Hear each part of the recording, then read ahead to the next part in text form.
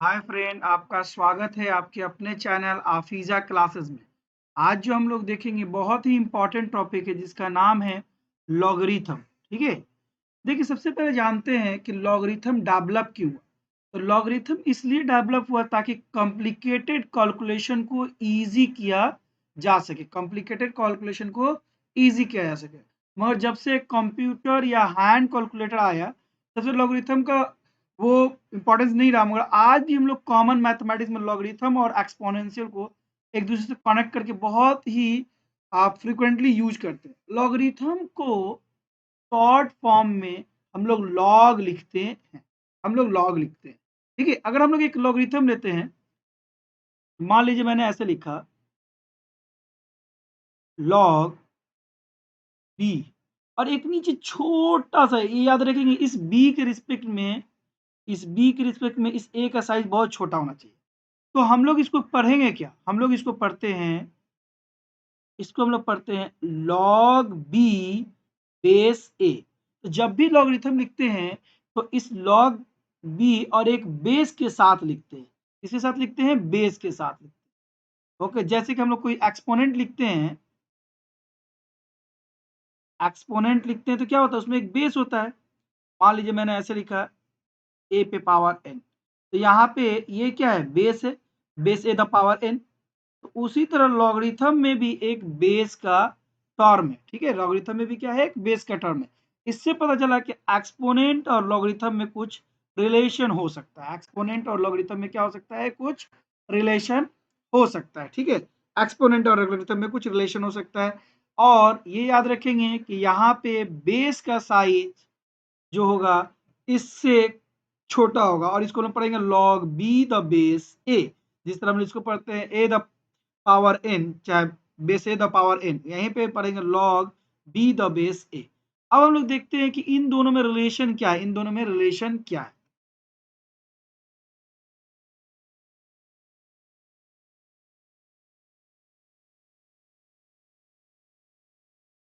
अगर मान लीजिए कि मैंने एक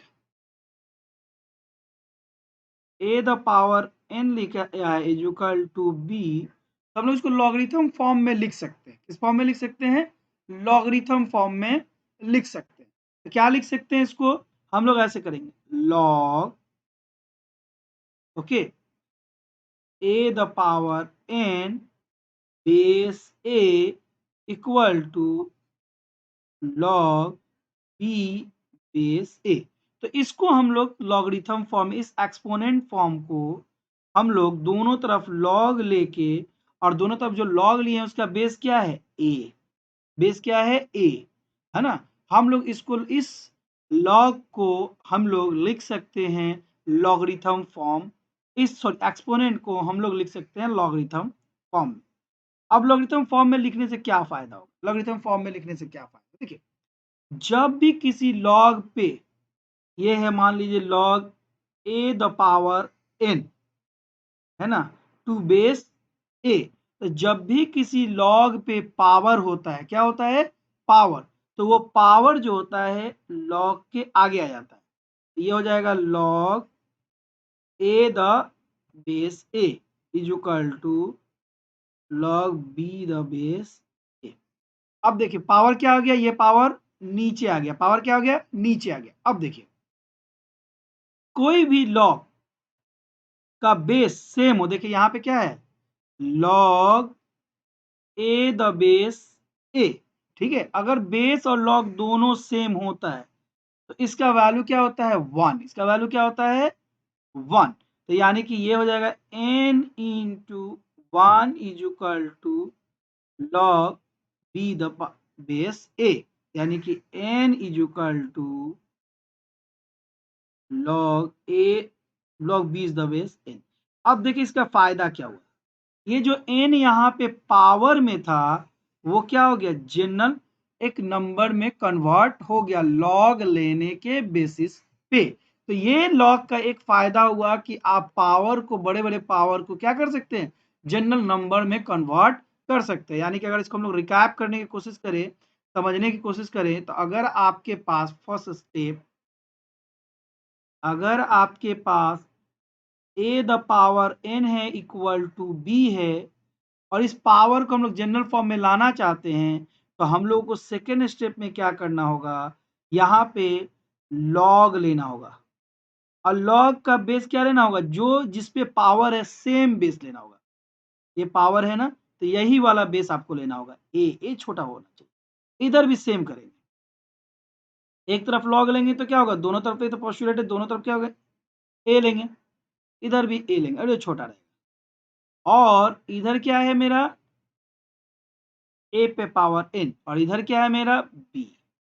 अब ये जो थर्ड नंबर क्या होगा, ये पावर उतर के आ जाएगा नीचे। अभी बताया कि अगर पावर रहेगा तो क्या होगा, लॉग के में नीचे आ जाएगा, लॉग ए, और ये हो जाएगा लॉग बी। अब दोनों लॉग का बेस क्या है, ए, इसका भी ए है और इसका भी ए है। अब आते हैं थर्ड के बाद फोर्थ। मैंने बोला कि अगर दोनों का लॉग और उसका बेस सेम होगा तो इसका मतलब होता है 1। इसका क्या मतलब होता है, 1। इसका मतलब होता है 1, का मतलब होता है 1। तो ये 1 हो जाएगा, तो ये सिर्फ हो जाएगा n is equal to log b the base a। यानी कहने का मतलब कि आप अगर एक्सपोनेंट फॉर्म में ऐसे लिखते हैं, तो आप चाहेंगे तो इसको लॉगरिथम फॉर्म में या लॉग फॉर्म में आप ऐसे लिख सकते हैं, n log b the base a। तो इस तरह से ये पावर क्या हो जाएगा, जस्ट एक नंबर फॉर्म में आ जाएगा लॉग लेने की वजह से। ठीक है, तो ये हो जाएगा हम लोगों का लॉगरिथम फॉर्म में, इस तरह से हमारा आ जाता है। ओके, ये हो जाता है लॉग लेने का फायदा। अब एक देखते हैं, तो समझते हैं इसको, उसके बाद फिर लॉगरिथम का और देखेंगे। मान लीजिए कि हमारे पास एक एक्सपोनेंशियल फॉर्म कुछ इस तरह से, 3 the power 2 is equal to क्या होता है 9। हम चाहते हैं कि ये पावर जो है number two number, just number में आ जाए, पावर नीचे आ जाए। तो अभी मैंने क्या सिखाया आपको कि आपको लेना है लॉग, किधर लेना है, दोनों तरफ लेना है लॉग। इधर भी ले लीजिए लॉग और इधर भी ले लीजिए लॉग। ठीक, और बेस क्या लेना है, जो यहाँ पे है वही आपको बेस करना है। छोटा सा लिख लीजिए बेस, इधर भी छोटा सा लिख लीजिए बेस। दोनों तरफ बेस क्या करना है, सेम। इधर भी छोटा सा 3, इधर भी छोटा सा 3। उसके बाद ये रेस्ट है 3 पे पावर स्क्वायर इक्वल 3 स्क्वायर 9। ठीक है, अब क्या मैंने कहता है कि आपका ये नीचे आ जाएगा, तो 2 log 3 बेस 3 log 9 बेस 3, और इतना इज इक्वल टू क्या हो जाएगा 1। इतना इज इक्वल टू क्या हो जाएगा 1। इतना इज इक्वल टू हो जाएगा 1। ठीक है, इतना इज इक्वल टू हो जाएगा 1। तो ये हो जाएगा 2 is equal to log 3 the power n, log 3 the power n। यानी कि यहाँ पे आप इसको इसकी जगह पे आप लिख सकते हैं 2 is equal to log 9 base 2 is equal to 9 base 3। तो इस तरह से हम लोग इसको लिख सकते हैं और कर सकते हैं, एक्सपोनेंट को लॉग फॉर्म में हम लोग कन्वर्ट कर सकते हैं। अब थोड़ा रिवर्स करते हैं, कोई लॉग है तो उसको एक्सपोनेंट फॉर्म में कैसे करना है, कोई लॉग है तो उसको एक्सपोनेंट फॉर्म में कैसे।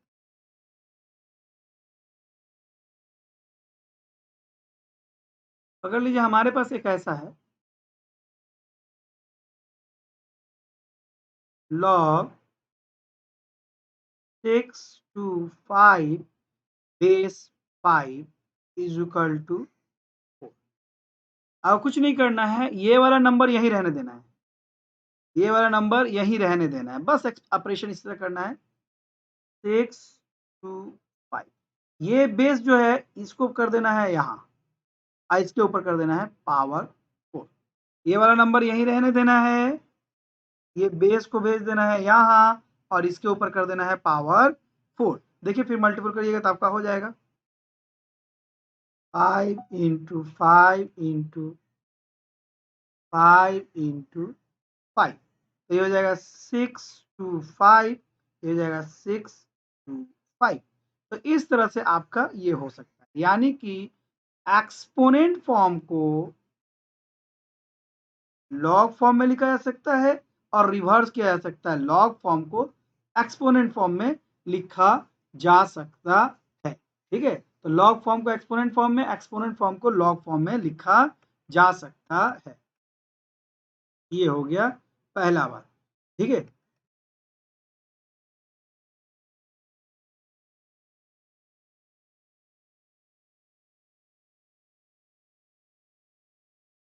तो अगर हम लोग ऐसे कहें ए पे power n is equal to B, तो ये है एक्सपोनेंट फॉर्म, एक्सपोनेंट फॉर्म। और यही अगर कर दें n is equal to log B base A, तो ये है लॉग फॉर्म। दोनों में बेसिक रिलेशन यही है। तो एक्सपोनेंट फॉर्म को लॉग फॉर्म में लिख सकते हैं, लॉग फॉर्म को एक्सपोनेंट फॉर्म में हम लोग लिख सकते हैं। ओके, अब एक और देख लेते हैं हम लोग।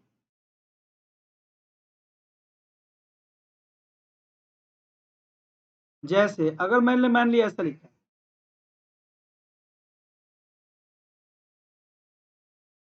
लॉग 1 बेस ए, ये हमेशा 0 होगा। लॉग 1 बेस ए रहेगा तो ये हमेशा क्या होगा, 0 होगा। इसको हम लोग अभी देखेंगे भी। और ये याद रखेंगे स्टार, कि अगर यहाँ पे log 1 आता है, इसका बेस कुछ भी हो जाएगा तो ये 0 हो जाएगा। ठीक है, log 1 आए और इसका कुछ भी बेस हो जाएगा तो ये क्या हो जाएगा, 0 हो जाएगा। log 1 आए, इसका कुछ भी बेस रहेगा तो ये क्या हो जाएगा, 0। दूसरा, अगर मेरा ऐसा हो log ए रहे और इसका बेस भी ए रहे तो ये हो जाएगा 1। तो अगर सेम लॉग रहेगा, बेस सेम रहेगा तो 1, अगर log 1 रहेगा, बेस कुछ भी रहेगा तो होगा 0। इसको समझते हैं, एक्सप्लेन करता हूं। देखिए बेटा, अगर आप ऐसे करते हैं log A 1 is equal to 0, अब इस log को एक्सपोनेंशियल फॉर्म में ले जाएंगे तो आप 1 को 1 यहीं रखेंगे। अभी मैंने सिखाया कि आपको 1 यहीं रखना है और इस a को क्या करना है, इस a को इधर लेके आना है। मैंने a को इधर लेके आए और इस 0 को इसका पावर करना है। तो देखिए किसी भी चीज पे जब 0 पावर हो जाता है तो क्या आता है, 1। तो देखिए 1 is equal to 1, 1 equal to 1। तो इससे भी प्रूव हो गया कि log अगर 1 है, इसका बेस कुछ भी रहेगा तो क्या हो जाएगा, 0। ऐसे लिखते हैं log 1, इसका बेस अगर लग देते हैं 100 तो क्या होगा, चेक करते हैं, है ना। मान लेते हैं इसको x का वैल्यू निकालते हैं तो 1। ठीक है, और इसको थोड़ा बाद में देखते हैं। ठीक है, पहले इतना उधर वाला देख लेते हैं, उसके बाद हम लोग आते हैं। तो log ये रहेगा तो हम लोग का ये आ जाएगा। अब इधर आते हैं, पहले इधर वाला सॉल्व कर लूँ, उसके बाद उधर इधर आते हैं। log a इतना इज इक्वल टू 1। तो ये तो a है तो यहीं रह जाएगा, और ये बेस है तो ये चला जाएगा बेस की जगह पर, इसका पावर हो जाएगा 1। देखिए a is equal to a, तो ये भी प्रूव हो गया। ठीक है, तो अगर सेम रहेगा और ये सेम रहेगा तो क्या हो जाएगा, 1 हो जाएगा। कोई दिक्कत नहीं। तो यहां तक हम लोगों ने समझ लिया, कोई दिक्कत नहीं। यहां तक हम लोगों ने समझा कि अगर बेस और लॉग सेम रहेगा तो वैल्यू क्या होगा, उसका 1 होगा। ठीक है, अगर वो अलग अलग रहेगा तो उसका वैल्यू क्या हो जाएगा, वो अलग अलग हो जाएगा। ठीक है, समझ में आ रहा ना, ये अलग अलग वैल्यू हो जाएगा। अब मान लीजिए कि ऐसा लिखा हुआ है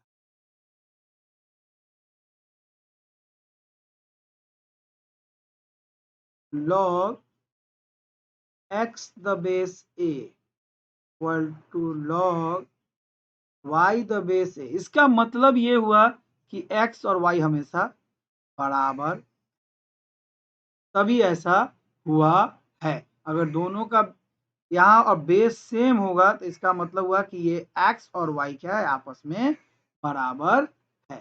ठीक है, ओके। अब आते हैं एक, जैसे अगर मान लीजिए आपने ऐसे लिखा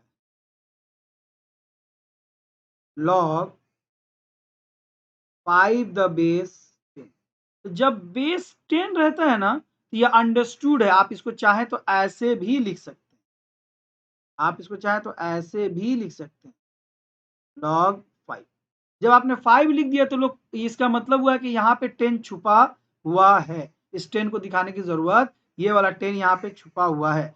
तो इस तरह जब लॉग को बेस 10 हो, लॉग का बेस क्या हो, 10 हो, बेस कितना हो, 10 हो, तो इसको हम लोग कहते हैं कॉमन लॉग। तो इसका क्या नाम होगा, कॉमन लॉग। तो आप इसका क्या नाम होगा, कॉमन लॉग, कॉमन लॉग। तो आप चाहे तो लॉग 5 बेस 10 लिखे या सिर्फ log 5 लिखिए, लोग समझ जाएंगे कि हाँ इसके नीचे 10 है ही। तो इसको हम लोग क्या कहते हैं, कॉमन लॉग। तो अगर सिर्फ हमने लिखा है log x, तो आप समझिए कि इसके नीचे 10 है, इसका बेस 10 है। अगर मैंने लिखा है log y, तो इसके नीचे 10 है, 10 दिखाने की जरूरत नहीं है। तो बेस अगर सेम रहता है तो इसका मतलब है, सॉरी लॉग सेम है तो इसका मतलब है कि सिर्फ लॉग रखा है, बेस नहीं रखा है, तो इसका मतलब है कि उसके नीचे लॉग है ही है। कोई दिक्कत नहीं ना।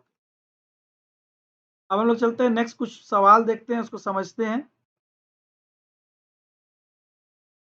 है ना। पहले देख लेते हैं कितना मिनट का वीडियो हुआ है, 10 मिनट से ज़्यादा होगा तो फिर स्टॉप करना होगा। ठीक है, 15 मिनट का हो गया। नेक्स्ट वीडियो में हम लोग इसका सवाल देखेंगे। अभी हम लोगों ने देखा है बेसिक।